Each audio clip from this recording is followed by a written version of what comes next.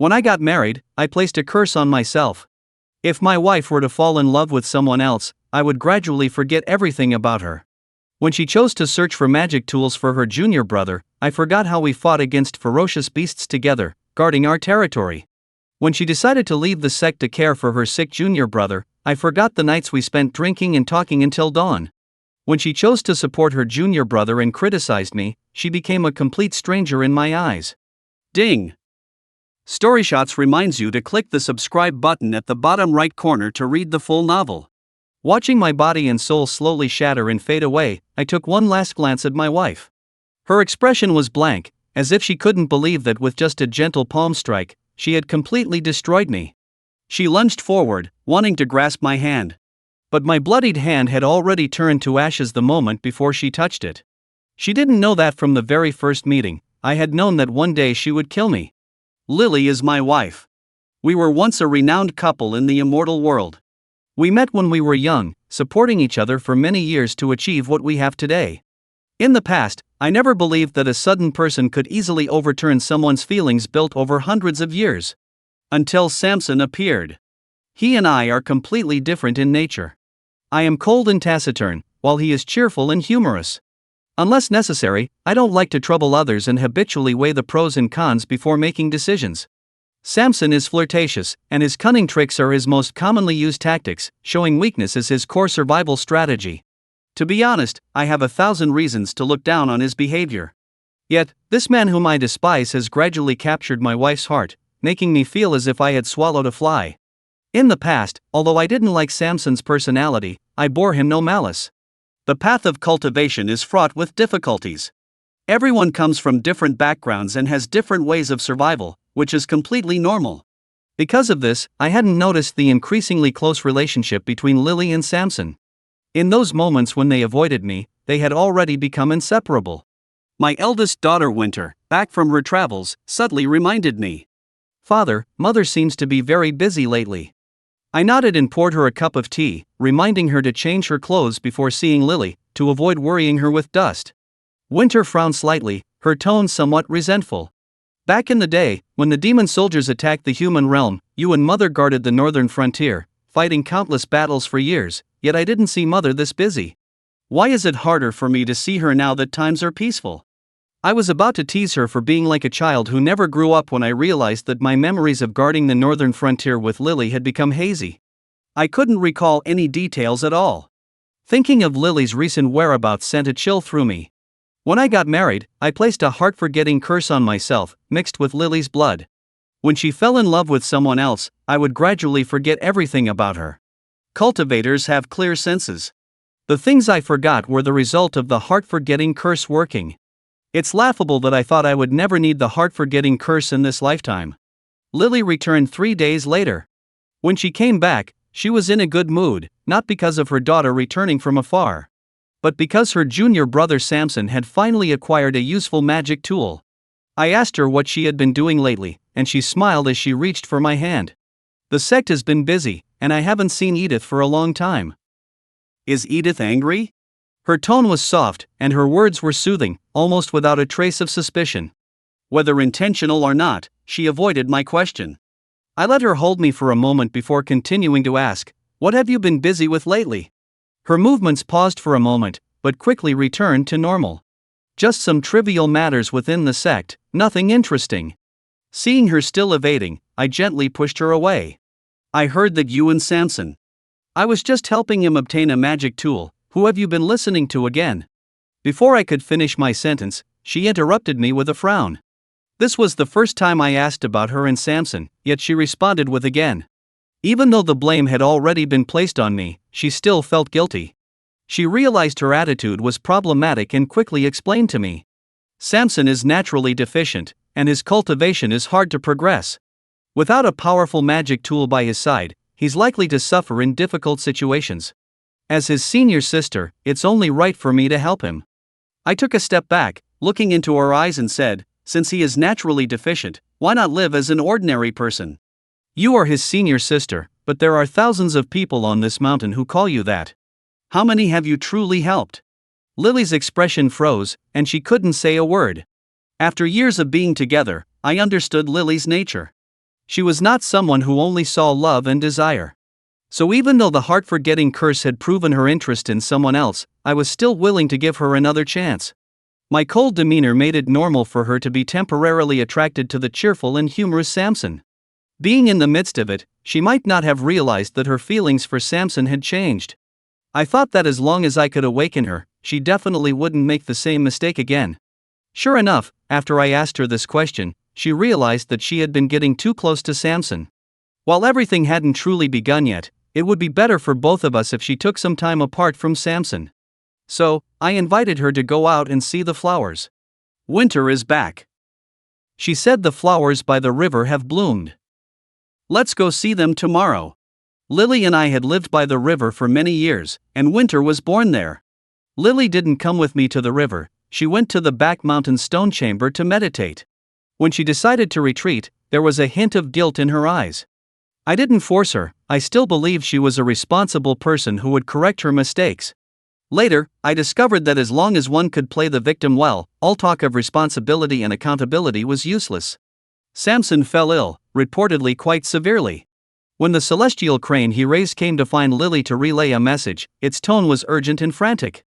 After all, it was a human life, I couldn't just stand by and watch. I gave the celestial pill and wrote a note, instructing that celestial crane to find the divine doctor, Master Black, to treat him. He didn't see Lily, and there was a hint of disappointment in Samson's eyes. As I was about to leave, he grabbed my sleeve and, in a weak voice, asked, "Why hasn't senior sister Lily come to see me?" This question made me feel sick, and I immediately regretted giving him the elixir to extend his life. After leaving a note saying in meditation, I turned to leave, even a glance at that two-faced man hurt my eyes. Winter heard about Samson's serious illness and also learned the reason for Lily's sudden retreat. She insisted on going with me to the river to see the flowers. I knew she didn't want me to be upset about Samson, which made my heart feel warm. After all, she was my own daughter, thoughtful and caring. The wildflowers by the river were indeed beautiful. Following the water upstream, I rarely talked so much with Winter about the years Lily and I spent in seclusion there. At that time, Lily and I had been cultivating together for 100 years, both diligent and studious, so our realms naturally advanced rapidly. With our cultivation progressing and love by our side, we were very happy during that time. After breaking through another bottleneck, Lily was as joyful as a child, pulling me towards the river, saying that if she didn't calm down, she would be so happy that she'd lose her minds. I was happy for her and let her pull me into the water. This is a good place.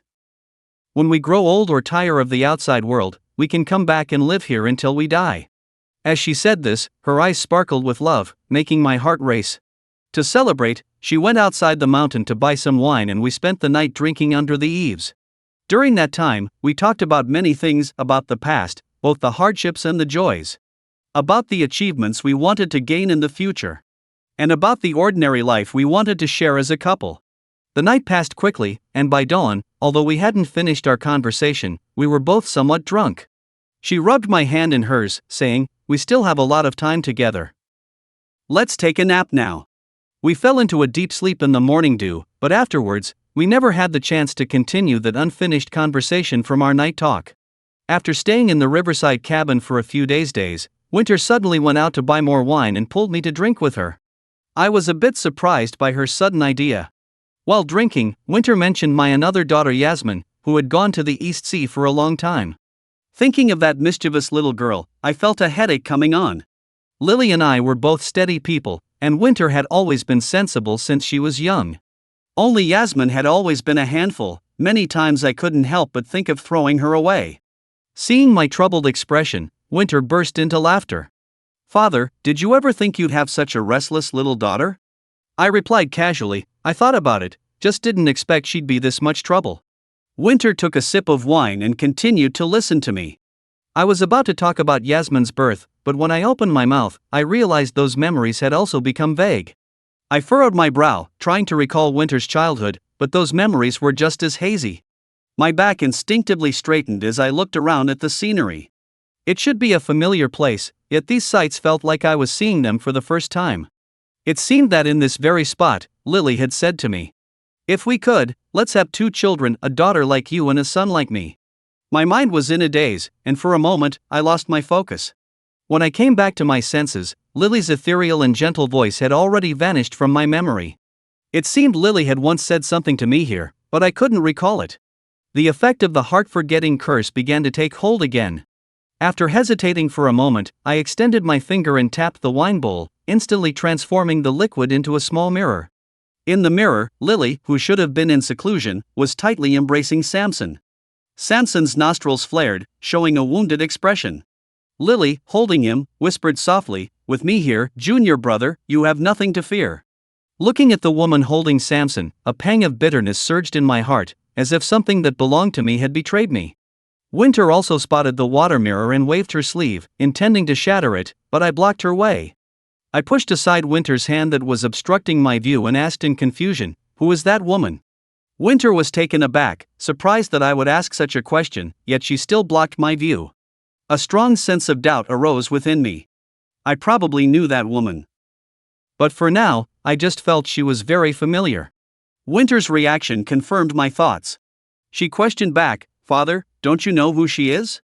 I glanced at the water mirror again, and in just a moment, Samson was already affectionately lying in the woman's embrace, looking not sick at all but rather like he was in love. The scene was somewhat distressing, and I withdrew my gaze, shaking my head. I just feel she is very familiar, but I can't quite remember who she is. Upon hearing my answer, Winter reacted strongly and no longer blocked my view of the couple. She grabbed my sleeve, her tone tense, "That's my mother." This revelation startled me. It felt like I had heard something unbearable. I yanked my sleeve back from Winter's grasp, frowning deeply. I was filled with confusion. "You say she is?" Winter grew more anxious, speaking rapidly, "She is Lily, your wife, and my mother." I chuckled awkwardly, waving my hand in disbelief, thinking Winter must have been drinking. How could my wife be so intimate with Samson? As I laughed, the humor faded. Suddenly, I realized that while I knew I had a good relationship with my wife, I couldn't remember how we had been close, not even her appearance. I couldn't help but look at the water mirror again. In the mirror, Samson was slowly leaning towards the woman, their lips brushing against each other's cheek, and the woman did not stop him. With this tacit approval, Samson's actions became bolder, his hands wrapping around the woman's neck, leaning in to kiss her lips. At this sight, the familiarity I felt towards the woman faded significantly. I found it hard to believe my own eyes. Seeing my wife being affectionate with someone else made me feel sick, prompting me to write a divorce letter immediately. Winter seemed to want to say something several times but hesitated, perhaps wanting me to calm down. Yet feeling embarrassed about her mother's shame, unable to utter a word. I thought about grabbing a wandering spirit nearby to deliver the divorce letter. After witnessing such a disgraceful act, I didn't want to see Lily anymore. Winter blocked my way, saying, "I'll go." I didn't want my daughter to meet that person. It was better to keep a distance from such people, as they might lead her astray. Winter snatched the divorce letter from my hand and left without a word, her face filled with anger. I called out a few times but couldn't get her back, so I let her go. After Winter left, I sat alone in the small room, drinking and admiring the flowers. I got drunk and collapsed on the floor, sleeping soundly without a care. I didn't know how long I slept, but I had a dream. In the dream, there was a woman who treated me well, always prioritizing me with good things. And during tough times, she bravely stood by me, never letting me feel alone. She had a good temper, unlike many cultivators who were solely focused on their training, always bringing me beautiful flowers and delicious snacks. I was very happy when I was with her. The scenes in the dream kept changing, eventually settling on a large red veil. In front of the ancestral statue, I was still wearing my usual clothes, but she had a festive red veil on her head. The woman bowed her head 3 times to me, softly promising, her voice gently ringing in my ear. "Disciple Lily, in this life, I will never betray my husband. If I do, may my soul scatter, and I shall never attain rebirth." Although it was a sincere and touching vow, I found it hard to listen and immediately wanted to lift the veil and leave. The woman's promise echoed repeatedly, becoming unbearable, yet I couldn't break free. Just as I was about to explode with anger, the red veil was lifted. I saw a water mirror, and in it was Lily, looking hesitant, while her junior brother Samson was clinging to her neck. I suddenly jolted awake from the dream, unable to comprehend 2 questions. Why did I consume the heart-forgetting curse back then? If I had foreseen it, why did I still marry her? Winter, who went to deliver the divorce letter, hadn't returned, and I felt anxious. I didn't want to carry the title of husband for even a day longer. Just thinking about it made me feel dirty. Just as I returned to the foot of the mountain, I sensed a familiar aura. It was Carol, the little cat that Winter had brought back for me to raise for a long time. Yasmin was restless, always stealing my elixirs to feed the cat, yet the cat didn't die from the medicine. Instead, it gained spiritual intelligence and became very affectionate. Carol had been by my side the longest. Every time I returned home, it would rush to greet me. Having been away for so long, I missed Carol's soft fur. Just as I was estimating how long it would take for it to reach me, a sudden scream from a man nearby caught my attention. I thought someone was hurt and hurried over to check. As I got closer, I realized it was Carol facing off against a man. The man seemed startled by Carol, appearing somewhat flustered. The cat I raised frightened someone, so as its owner, I naturally had to respond. However, before I could step forward to apologize, the man swung his sword toward Carol. Carol was indeed a cat with some spirit. She barely dodged before the swordlight fell, but her tail was sliced off by the sharp blade. Seeing that one strike had failed, the man attempted to strike again, and I quickly summoned the whip from my sleeve to pull the little cat into my arms. The tailless kitten cried out in distress, which made my heart ache. Witnessing the man's viciousness ignited a fire within me. Just as I was about to question him, I caught a clear view of the man's face.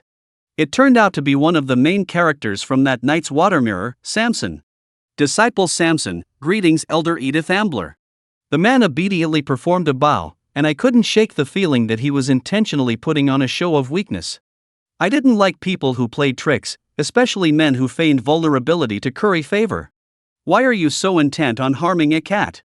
I sealed the blood flowing from Carol's stub with a gesture, my tone somewhat cold. Samson feigned extreme grievance.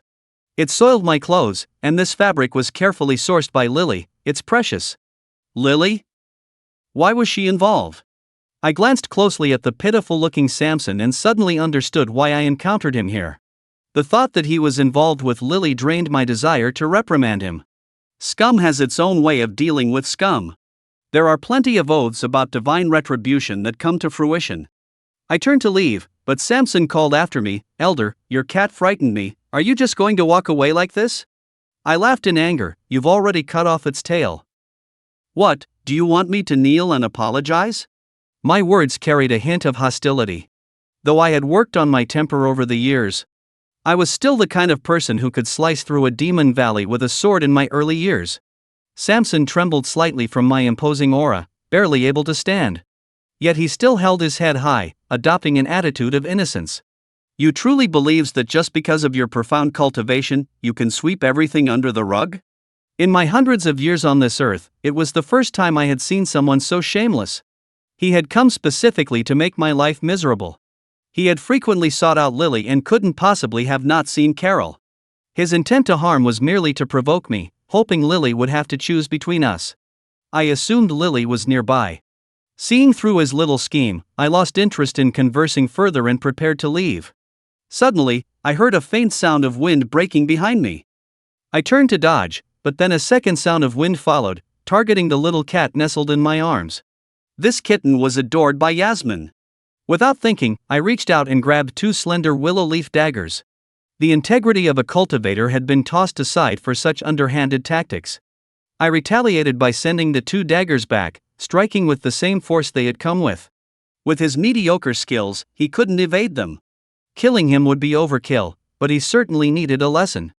Following the daggers was a whip, which served as interest for his sneak attack.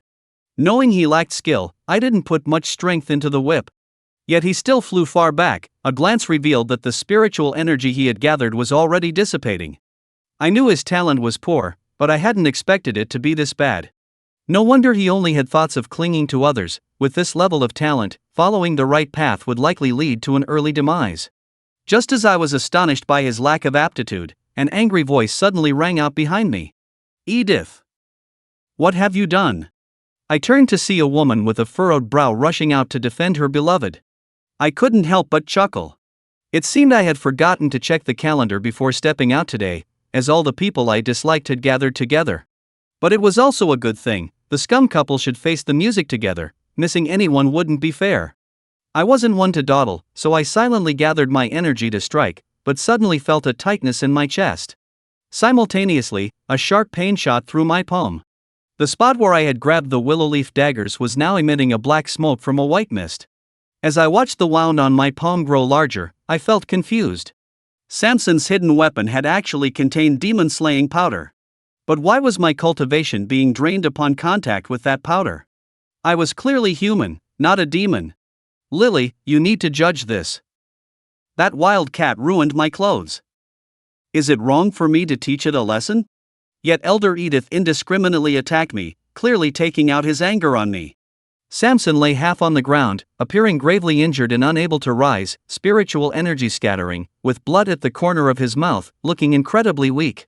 Lily's frown deepened into a knot as she immediately turned to help Samson, her gaze toward me filled with reproach. Watching her stand up for Samson, I felt both anger and amusement. Explaining things to a person like that is just a waste of time.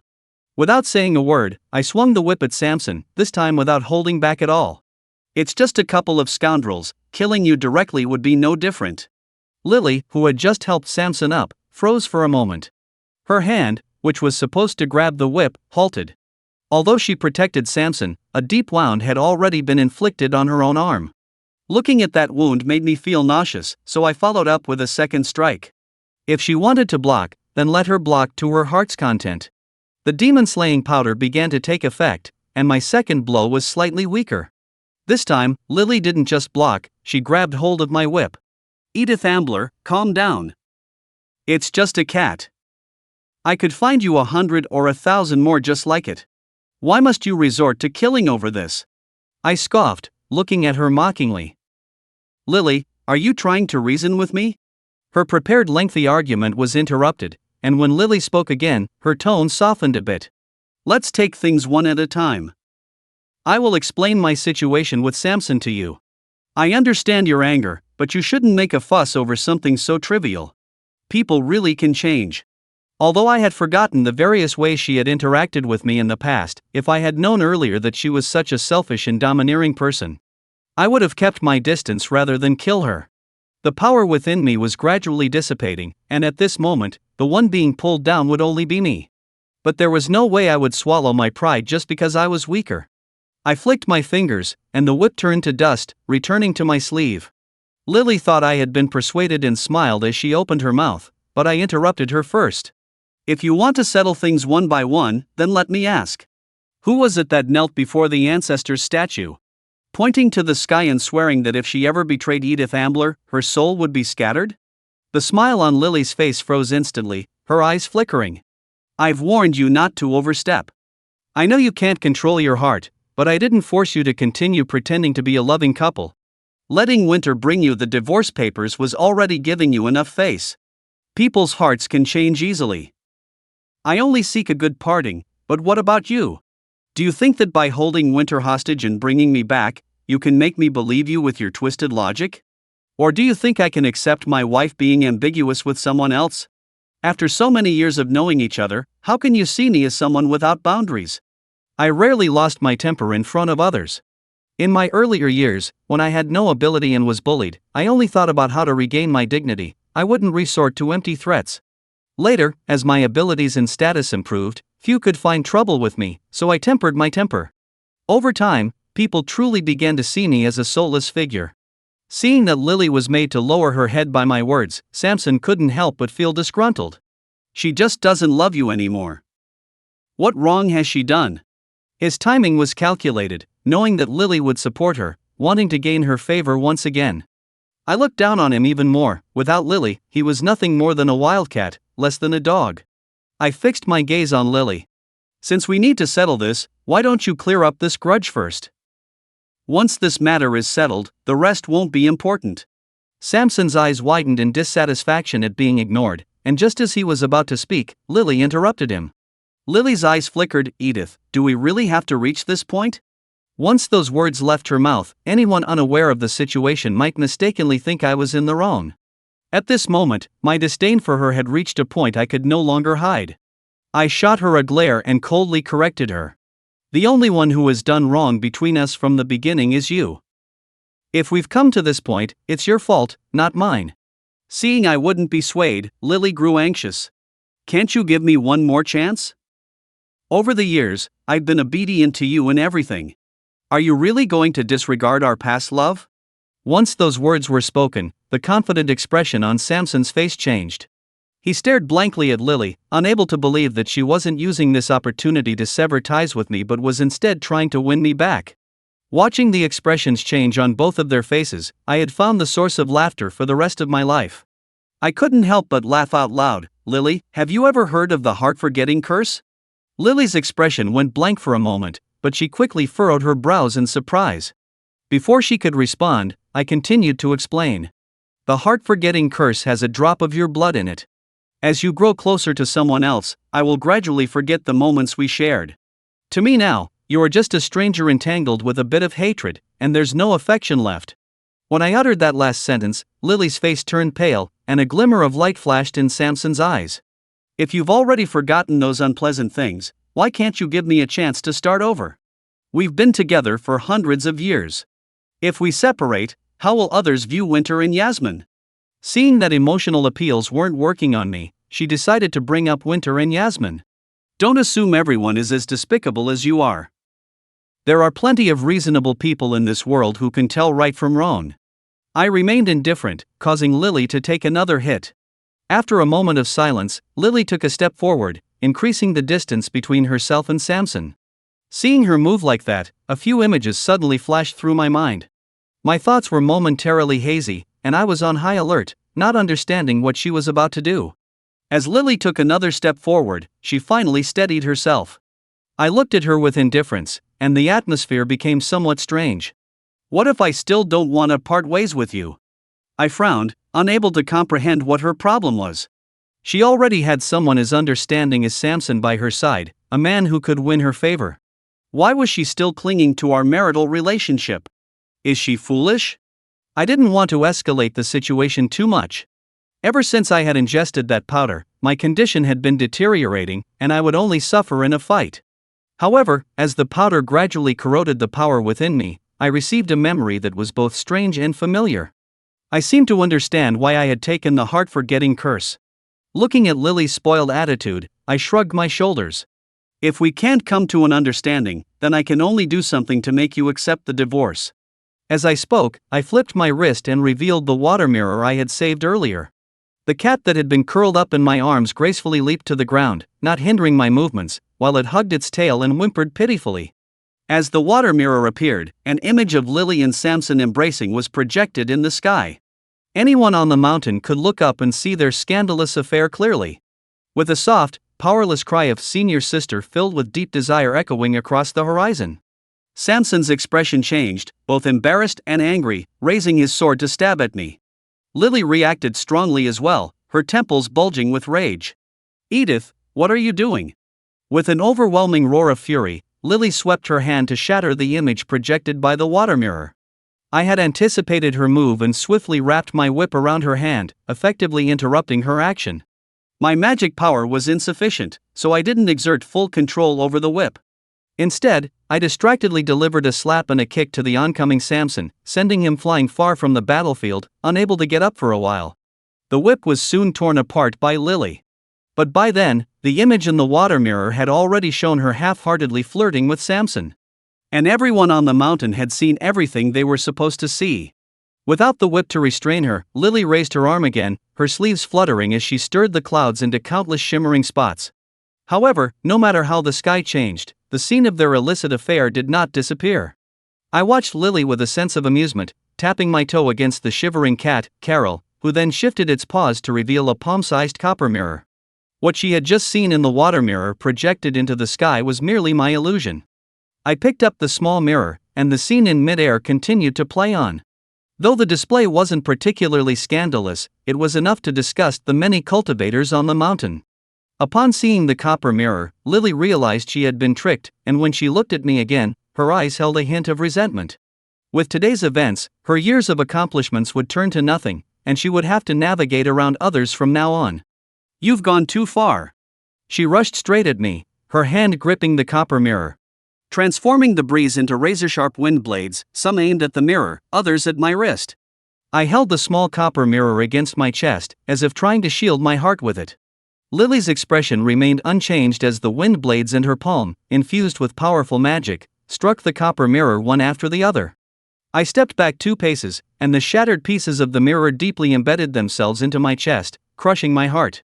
Once the mirror stained with blood, the image in the sky finally vanished.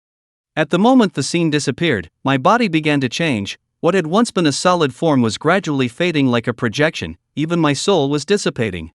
Just as Lily pulled back her hand and Samson caught his breath, they were both stunned by my profound transformation, confusion evident in their eyes. Lily furrowed her brow, glancing at her own palm, puzzled as to why a single strike could send my soul scattering. After a brief moment of surprise, Samson's eyes revealed overwhelming joy. I was not surprised by the fact that I was about to perish.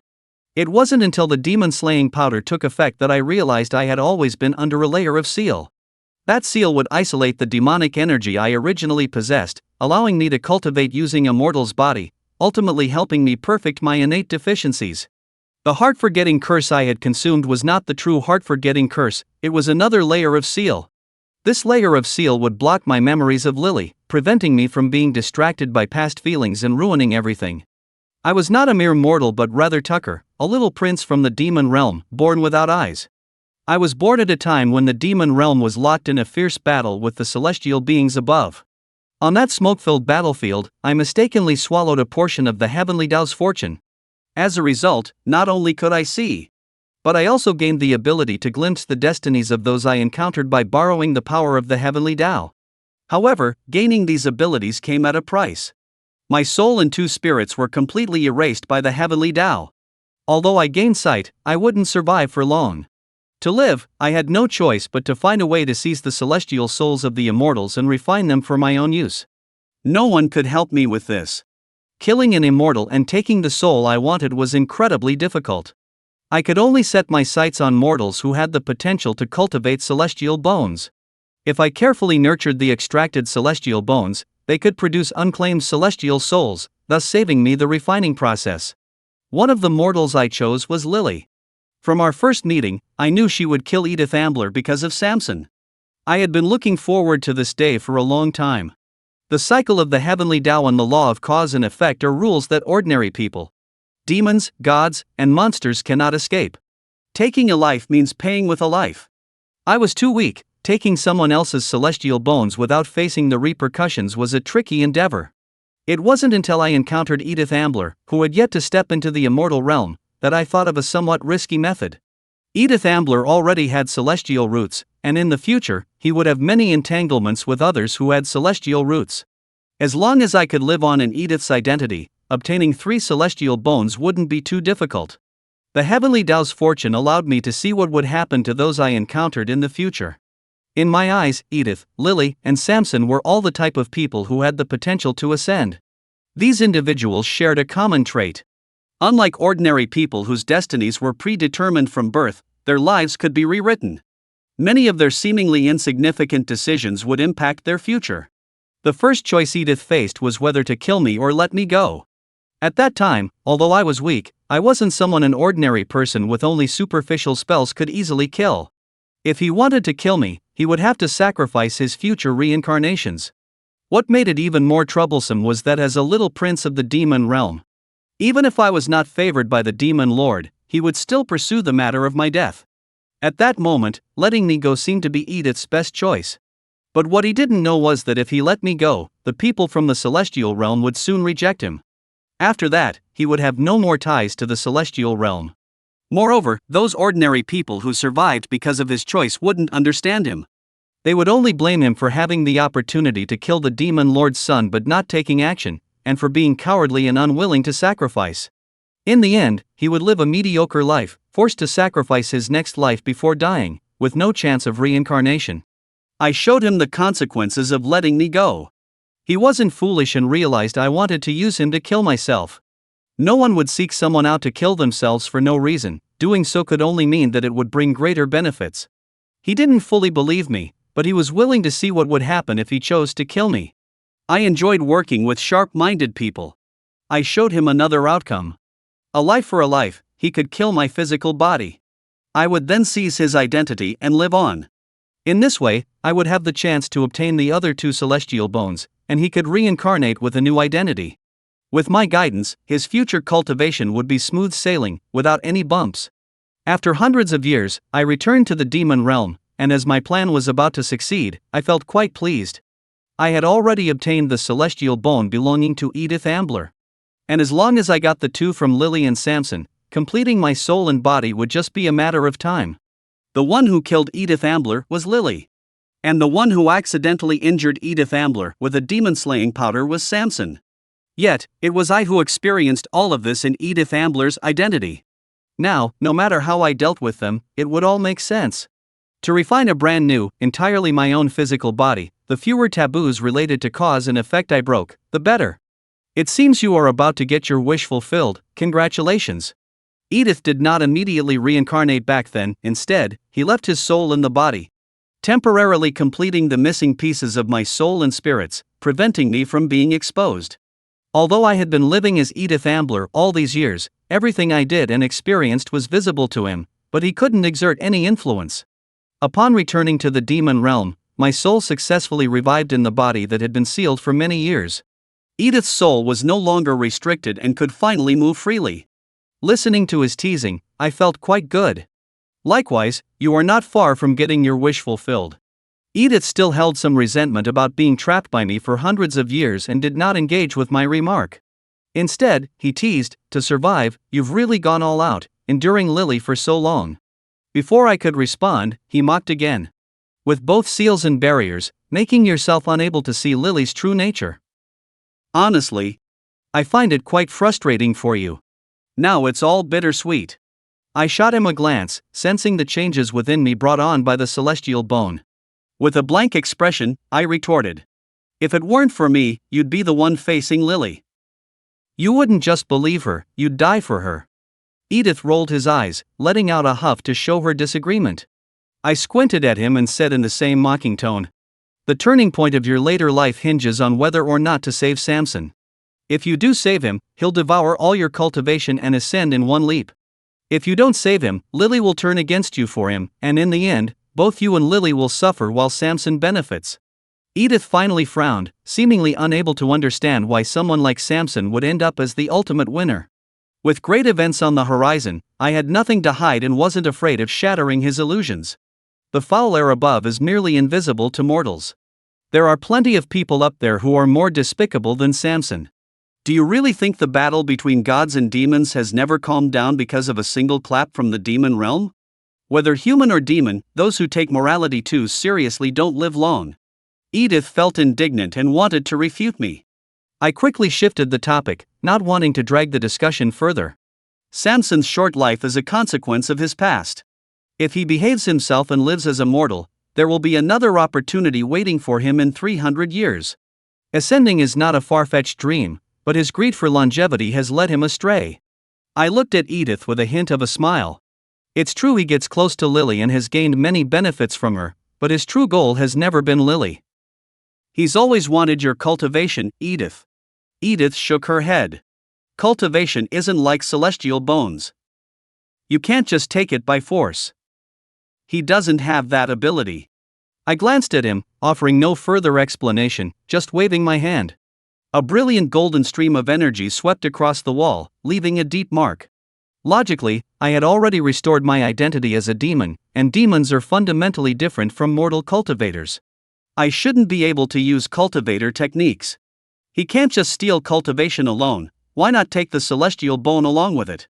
If you lack the ability, then think of a way to get someone capable to help you. Do you think he's investing so much effort in Lily because he truly loves her? Ridiculous. Edith was left speechless. These tricks were ones I had mastered long ago, and no one understood them better than I did. Seeing that Edith's illusions about the celestial realm were nearly shattered, I subtly reminded him. The only difference between celestial beings and mortals is their lifespan. If one can achieve immortality, what difference does it make whether they ascend or not? Edith pondered for a moment but still insisted on his viewpoint. I can understand what you're saying, but I don't fully agree. As long as I am strong enough, I can be above board and uphold morality. How others live is their own business, I just need to take care of myself. Seeing him still hold firm, I didn't press further. Since you've made your decision, then go and reincarnate. 100 years from now, you will return to the demon realm, and by then, a significant merit will help you ascend to the celestial realm. Lily and the others would eventually discover the issue with the demon-slaying powder, and it was unwise for Edith to remain in the mortal realm. He had long since grown tired of being trapped in his body, unable to do anything, and was ready to leave. But just as he was about to depart, an unexpected turn of events occurred. The ethereal spirit that had only been a mirage began to become clearer. Edith was astonished and turned to me. "What did you do? Why can't I leave?" His expression was puzzled, but he wasn't doubting me. I was momentarily stunned but quickly realized what was happening. Someone was trying to keep Edith Ambler's soul here, and it was likely Lily. Samson must have been dissatisfied with not obtaining Edith Ambler's cultivation. Once he discovered that the demon-slaying powder was effective on Edith Ambler, he would undoubtedly try to persuade Lily to seek Edith Ambler. Now they had used magic to locate Edith Ambler's soul, and it wouldn't be long before they found him. I suppressed the impulse to laugh. It was quite relieving that I didn't need to personally go find them for the celestial bone. Unexpectedly, the ones to locate the demon realm before Lily and Samson were Winter and Yasmin. Before Winter went to deliver the divorce letter, she sent a message to Yasmin. As Yasmin arrived at the foot of the mountain, she heard the news that her father Edith Ambler had been beaten into a state of disarray by her mother Lily. Yasmin was sensitive and had always understood what kind of person her mother was, which was why she had traveled for years without returning home. Instead of seeking out Lily to question what had happened, she first found her imprisoned elder sister, Winter. The sisters initially intended to search for their father's soul but discovered that Edith Ambler was in a state that was neither dead nor alive. Following the aura, they found their way to the demon realm. Winter and Yasmin saw me, half dead, and felt the aura emanating from me that belonged to Edith Ambler. Thinking I had devoured their father's soul, they reddened their eyes and were about to kill me to avenge their deceased father. Just as I was about to tie up the two clueless girls, Edith emerged from hiding, standing between them and me. Winter and Yasmin were momentarily stunned, then looked at Edith with a mix of surprise and joy. "Father! You're really alive! Father! How did you end up in the demon realm?" While they remained wary of me, they began to inquire about Edith's situation. Edith let out a gentle sigh, glancing at me before looking at Winter and Yasmin, his expression complex. Sensing that the atmosphere was off, Winter and Yasmin retracted their surprise and started sizing me up. My feelings towards Winter and Yasmin were complicated. I had no love for Lily, my relationship with her was purely calculative, and having these two children was merely a result of karmic developments. Yet, I had personally raised them, and all my fond memories of family came from them. "I'm not your father, he is." Edith was the first to speak, and her words left Winter and Yasmin frozen in place. Winter forced a smile, glancing at me before turning back to Edith. "Father, what are you talking about? I don't understand." Yasmin echoed her confusion. "Father, are you joking? How could I mistake the person who raised me?" I couldn't help but chuckle at Yasmin's words, unable to hold back my laughter. Instantly, both Winter and Yasmin turned their gazes towards me. Explaining my relationship with them was a bit complicated. Rather than using words, it was better to let them see for themselves. I flicked my fingers, and two small halos flew toward Winter and Yasmin. They raised their hands to block, but nothing stopped them, and the halos dissipated, pulling them into the memories of the past. Edith was flustered and shot me a glare. "Can't you just talk to your daughters properly? Why do you always resort to violence?" I was too busy focusing on my health to argue. Of course, it's more convenient to act. After being momentarily at a loss for words, Edith turned back to see that Winter and Yasmin had only temporarily lost consciousness. He shot me an angry glance and fell silent. Lily and Samson arrived a bit later than I expected. Like Winter and Yasmin, the first thing they saw upon entering was Edith. Upon seeing him, Lily didn't bring up the humiliation I had caused her, she only wanted to take Edith away from the demon realm. "Edith, how did you end up in this demon realm? Cultivators are not free from greed, anger, and ignorance." Lily had exceptional skills, but her character was far from commendable, proud and arrogant. Her temperament was weak, making her unfit for great responsibilities. In those few hundred years, all the problems I couldn't see due to the obstruction spell were clear to Edith. As an observer, he felt nothing but disdain for Lily. Seeing her reach for his hand, he instinctively took several steps back, retreating until he stood in front of me. Lily was in disbelief. her face showing a hint of fragility. "Edith, just leave with me. Whether you want a divorce or kill me out of anger, I won't have a single complaint." Edith didn't want to hear her voice, shooting me a glare as if asking why I hadn't acted yet. Lily noticed Edith's small gesture and instinctively became wary of me. I smiled at her, looking past Edith, which only heightened her caution. However, my target wasn't her, it was Samson, who was hiding behind her, glancing around. Lily's alertness was high, quickly realizing that the creature in front of her was merely an illusion. But it was too late, my hand had already pierced through Samson's chest, gripping his heart. As I yanked my arm back, a small piece of bone connected to his heart was pulled out. And before he could utter a word, he collapsed, his eyes filled with fear and unwillingness. Lily quickly retaliated, the air blade she had gathered striking toward me. I didn't dodge, instead, I raised my arm to block, seizing the opportunity to integrate Samson's celestial bone into my body. The missing soul and spirit had been barely replaced by 2 celestial bones, making it manageable to deal with Lily. Seeing me bury the celestial bone into my body, Lily, though unaware of what had happened, sensed that if she didn't kill me quickly, it would be dangerous, and she attacked without holding back. The celestial bone within me was still in the refining stage, and I barely managed to evade her initial strikes. But as I gradually gained control over my restored body, it was Lily who found herself barely coping. When I thrust my right hand into her chest as I had with Samson, she cast a pleading look at Edith, who had been standing silently by. "It's no use looking at him. The one who has been your husband for 100 years isn't him, but me." Lily turned to look at me, her face twisted in pain and disbelief, an ugly expression on her face. As my goal was within reach, I felt quite pleased, pulling out her heart while teasing. "But I don't love you. I've only ever wanted your celestial bone." As the words fell, the immortal bones retired, and at this moment, I finally gathered the 3 immortal bones needed to restore my soul. With another immortal bone entering my body, flesh and blood were reborn on my decayed and withered frame. The 1 soul and 2 spirits that were lost due to the risk of devouring the heavenly Tao were regenerated. The heir of the demon realm had gained another. The commotion caused by accommodating the immortal bones was considerable, and the entire demon domain was shaking violently. It wouldn't be long before this place became as bustling as a marketplace. Edith and the others should leave now. I kicked Winter and Yasmin, who were still unconscious, and a wisp of faint demonic energy invaded their bodies. After a slight twitch, both slowly opened their eyes. Displeased with my extremely rough awakening method, Edith turned his head away again, as if to ignore it. Yasmin woke up first. As soon as she opened her eyes, she saw Lily's heart that had been crushed, and she instantly sprang up. The blood on my hands still hadn't dried, and she immediately guessed that I was the one who killed Lily. Despite her dislike for Lily's actions, she was still her mother. In her anger, Yasmin drew her sword against me. I didn't dodge, the blade didn't land on me because Winter blocked it. They had already seen everything clearly in their memories. When Yasmin woke up again, her gaze towards me was very complex. The person she had called father for over 100 years was me, and I was also the one who killed her mother. I felt relieved that Winter was able to stop Yasmin at this moment. But merely obstructing and avoiding wasn't a solution to the problem. I pushed Winter's arm aside, firmly grasped Yasmin's sword, and pointed the diverted blade at my heart. As long as Yasmin exerted a little force, the sword in her hand would pierce my heart without any obstruction. "I killed Lily, you are her daughter. It is only natural for you to seek revenge for her. Now I am standing here, if you strike, I will not dodge, and no one will seek revenge on you in the future. Now, you may strike."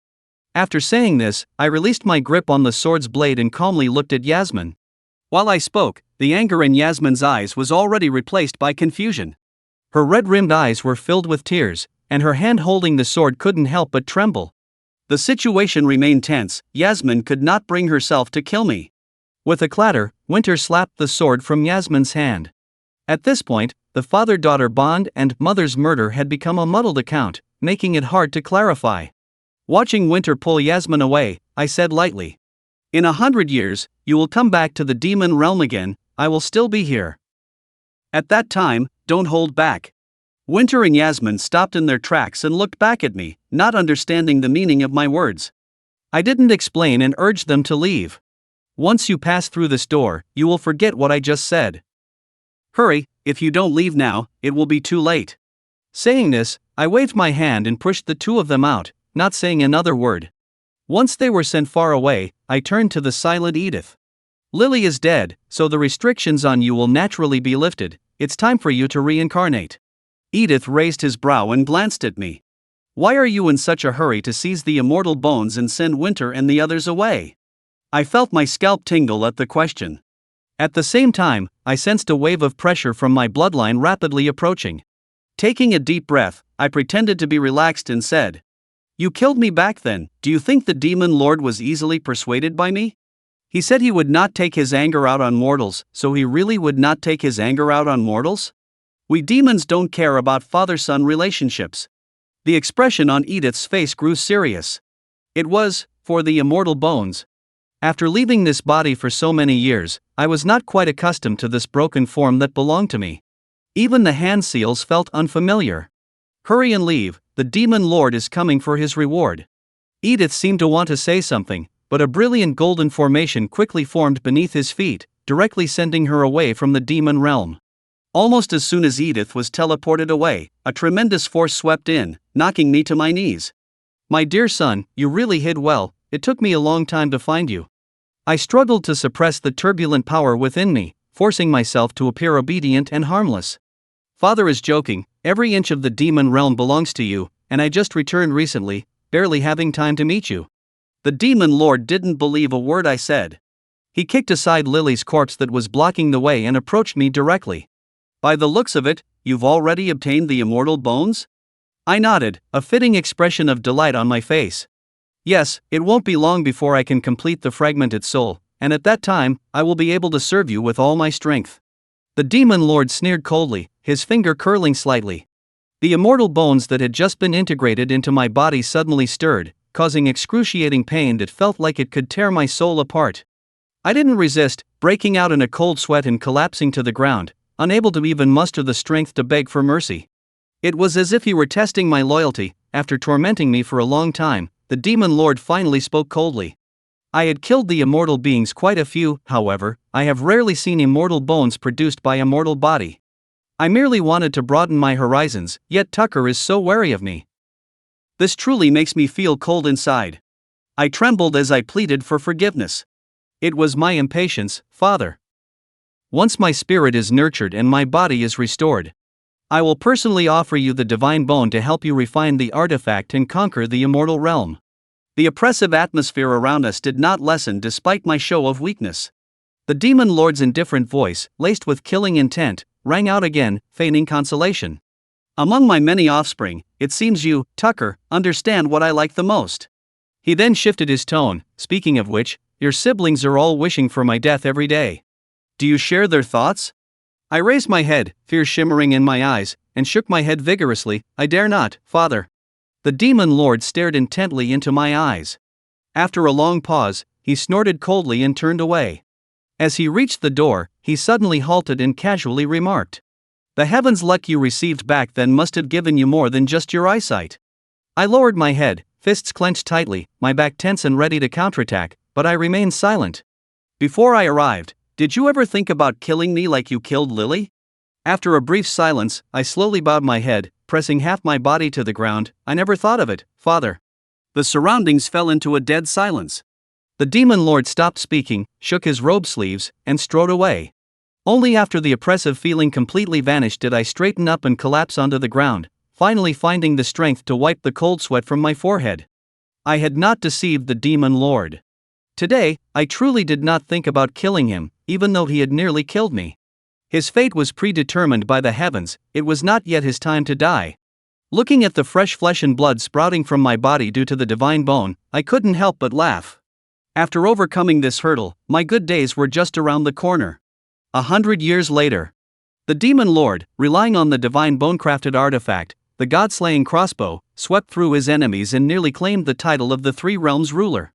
The immortal realm had no choice but to engage in battle, and both sides exchanged blows, drawing the human cultivators into the fray.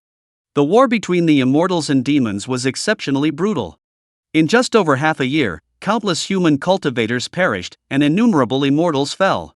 Strangely enough, the demon realm, which initially dominated the war, began to suffer defeat in nearly every battle after the early stages.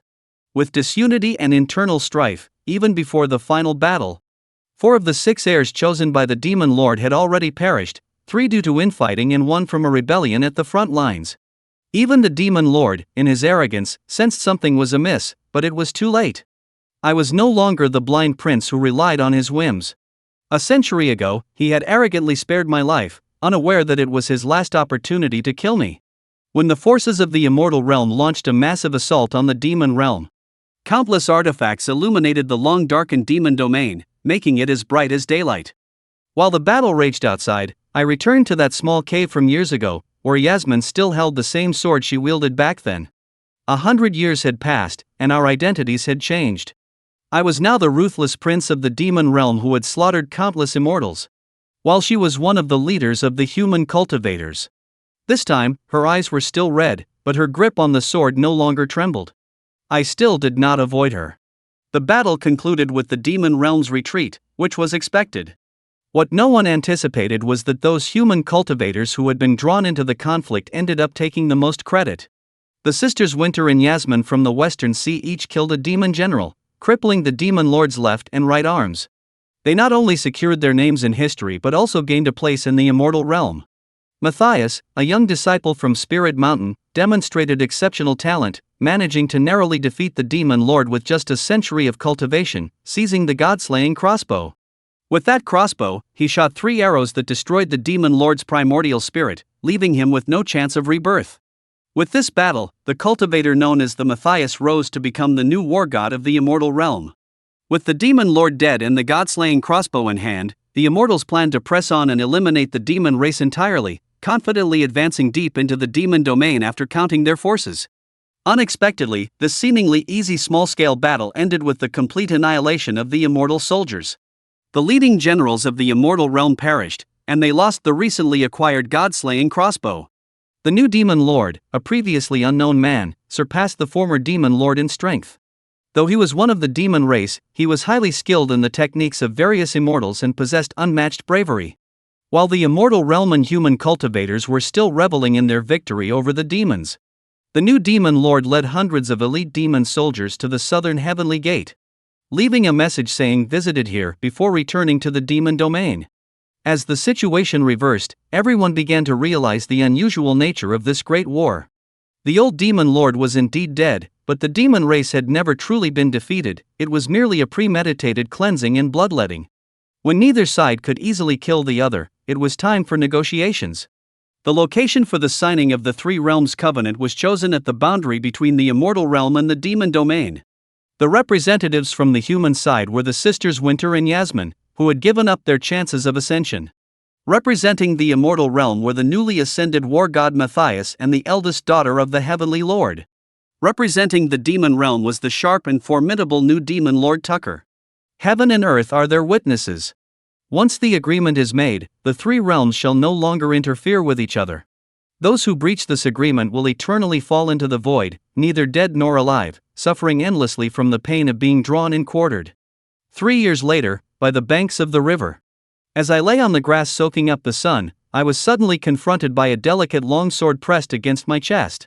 It's only been 3 years, and the demon lord appears so brazenly in the mortal realm. Do you not regard the 3 realms agreement at all? The sunlight was a bit blinding, so I squinted slightly. I naturally take the agreement very seriously, but as you can see, I haven't been drawn and quartered, nor have I fallen into the void. It's not that I don't uphold the agreement, it's that the agreement does not consider me to have violated it. My new body was entirely nurtured by celestial bones. Now, I am human, celestial, and also demonic. The 3 realms agreement has no effect on me. Yasmin's fiery temper hasn't changed a bit even after over 100 years, and Winter remains as steady as ever. Winter patted her sister's arm, prompting her to put the sword away before she turned to me and asked, "Why have you done all this?" Both sisters are not foolish, they've long understood my intentions. Pretending I didn't hear her question, I answered evasively. To have a healthy body, to witness the wonders of the 3 realms, and so that no one can deceive or humiliate me. Is that answer satisfactory? Winter was momentarily at a loss for words and, after a long silence, asked again. You knew we would come today. Why wait here? This time, I didn't speak. Instead, I reached out and grasped at the void. 2 items were thrown toward the 2 of them, a sword and a folding fan. The small segment of celestial bone from Samson had been forged into a god-slaying crossbow by the old demon lord. Aside from being able to completely obliterate the primordial spirit, it had no special abilities. The remaining 2 segments of celestial bone were refined into something far more useful than the god-slaying crossbow. Winter and Yasmin both recognized the value of the items and understood their origins, so they didn't take them immediately. Winter teased, "Can I trade these 2 artifacts for the god-slaying crossbow?" I rolled my eyes at her, getting up and brushing off the dried grass clinging to me. Unappreciative fools, these are much more useful than the god-slaying crossbow. With that, I ignored them and turned back toward the path I had come from, intending to leave. After walking a considerable distance, Yasmin suddenly spoke up. "During the 200 years we sisters called you father, what were you thinking?" I halted but didn't turn back, remaining silent for a moment before saying, "Naturally, I was happy." Yasmin asked again, "Then 3 years ago, when I aimed my sword at you, were you disappointed?" I turned to look into her eyes. "I have never been disappointed. The 2 children I raised have grown up well, standing firm in their beliefs and shouldering their responsibilities, free from innocent grievances. I hope you both can continue to be so in the future, so as not to disappoint those who have held high expectations for you." Having said that, I turned away and didn't look at the 2 sisters again, stepping forward and already being 1,000 miles away. The years are long and there is no end in sight.